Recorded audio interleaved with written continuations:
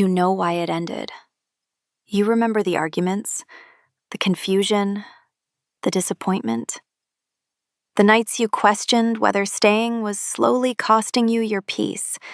And if that person returned tomorrow exactly as they were, no growth, no accountability, no meaningful change, you probably wouldn't want the relationship back. But then a certain song plays. A familiar place catches you off guard. Your phone stays quiet a little longer than usual, and suddenly, you miss them. That feeling can be confusing, because if leaving was the right decision, why does part of you still want to reach backward? Why do you miss someone you know you don't want back? Because missing someone and wanting a relationship with them are not the same thing. Missing is an emotion. Returning is a decision. And emotions do not always arrive carrying instructions. Sometimes they simply reveal that something mattered. The relationship may have ended in one moment, but attachment often ends in pieces. You stop talking to the person. Then you stop checking their page. Later, you stop expecting their name to appear on your phone. Eventually, you stop imagining what you would say if they came back. Each piece leaves at a different speed. That is why your logic can be finished while another part of you is still catching up. You may understand that the relationship was unhealthy. You may know that the same problems would return. You may have no real desire to relive what happened, but your daily life was built around that person. Their messages became part of your mornings. Their voice occupied certain hours of your day. Their moods affected your moods. Their presence shaped your routines, your plans, and even the way you understood yourself. When they leave, you do not only lose a person, you lose a pattern. And the mind notices missing patterns.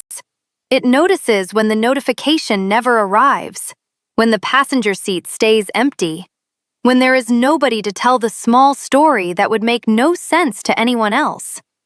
You may interpret that empty space as proof that you need them back. But sometimes, you are only feeling the absence of a routine that has not been replaced yet.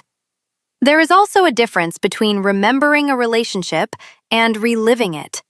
Memory does not replay the past like security footage. It creates a highlight reel. It gives you the laugh that made you forget the argument, the one night everything felt easy, the version of them that appeared just often enough to make you believe it could become permanent. Meanwhile, the exhaustion becomes quieter. The uncertainty loses some of its weight. The days you felt ignored, dismissed, or emotionally alone become harder to feel from a distance. This does not mean your good memories are fake. The good moments may have been completely real, but they were not the entire relationship. When loneliness visits, it rarely compares your present life to the worst moments you experienced with that person. It compares the emptiness of right now to the warmest moments you remember from then. That is not a fair comparison. You are measuring today's silence against yesterday's highlights. Sometimes what you miss is not who they consistently were. You miss who they were at their best. The person who appeared during late-night conversations. The person who made promises. The person who briefly made you feel understood. You may also miss the person you believed they were becoming. That distinction matters. There are often 3 versions of someone living in your memory: who they actually were, who they were during their best moments, and who you hoped they would eventually become. You can miss the second version. You can grieve the third version, and still know that the first version is the one you would have to live with. This is especially difficult when affection was inconsistent, when closeness appeared, disappeared, and returned without warning. The good moments can begin to feel unusually valuable because you never knew how long they would last. You were not only connected to the person, you were connected to the possibility of finally receiving the consistency you had been waiting for. Every return felt like evidence that the story might still change. Every apology felt like the beginning of a different relationship. Every brief improvement made leaving feel premature. So when it ends, You do not only grieve what happened, you grieve what almost happened. The future that always seemed one conversation away. The version of the relationship that existed mostly in potential. Potential can be difficult to release because it never had the opportunity to disappoint you completely. Reality has evidence. Potential has imagination. And imagination can repair every flaw reality exposed. You may also miss who you were around that person. Maybe you felt more attractive, more spontaneous, more needed. Maybe loving them gave you a role. You were the patient one, the dependable one, the person who understood them when nobody else did. Even if the relationship exhausted you, that role may have given you purpose. Once it ends, you are left with a question that has nothing to do with them. Who am I when I am no longer trying to make this work? That can feel like missing the person. But it may actually be the discomfort of rebuilding your identity without them. Sometimes you do not miss their presence. You miss the feeling of being chosen, the reassurance that someone was thinking about you, the comfort of knowing where your attention belonged. Even an unstable connection can temporarily protect you from loneliness. When it disappears, the loneliness returns without competition, and your mind begins negotiating. Maybe it wasn't that bad. Maybe we could try again. Maybe they finally understand. But loneliness is not always an honest relationship advisor. Its first priority is ending the feeling of separation, not determining whether reconnection is actually good for you. Before reaching out, ask yourself a more precise question. If this person returned today with the same habits, the same communication, and the same emotional capacity, would I genuinely want the relationship again? Or do I simply want relief from missing them? Those are very different desires. One is about building a life with the person who actually exists. The other is about escaping a painful feeling as quickly as possible. Relief can imitate love when you are lonely. It can make one message feel like the solution to weeks of discomfort. But temporary relief does not automatically create a different relationship. Sometimes, it only resets the same cycle. So what do you do with the missing? First, name exactly what you miss. Not just, I miss them.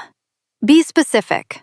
Do you miss the conversations, the physical closeness, the attention, the routine, the hope, the version of yourself you were around them?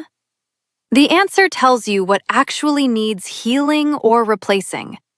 If you miss being understood, rebuilding does not have to begin with that person. If you miss having someone to talk to at night, the empty hour needs a new ritual.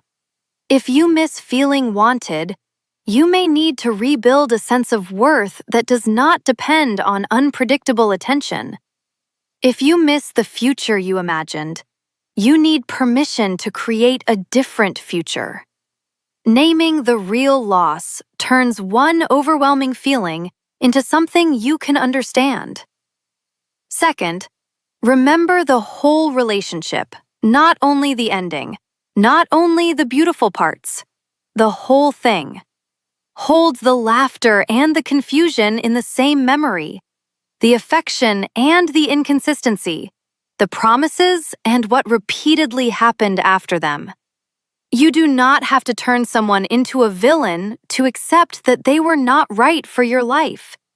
Good moments do not cancel harmful patterns, and harmful patterns do not mean every good moment was a lie. Both can be true. That is what makes letting go difficult. Third, let the feeling exist without turning it into an action. You can miss someone without messaging them. You can remember them without checking their page. You can feel love without reopening a door that took everything in you to close. A feeling can be honored without being obeyed.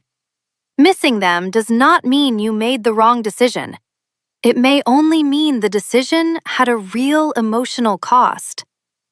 Finally, stop judging yourself for not being completely over it.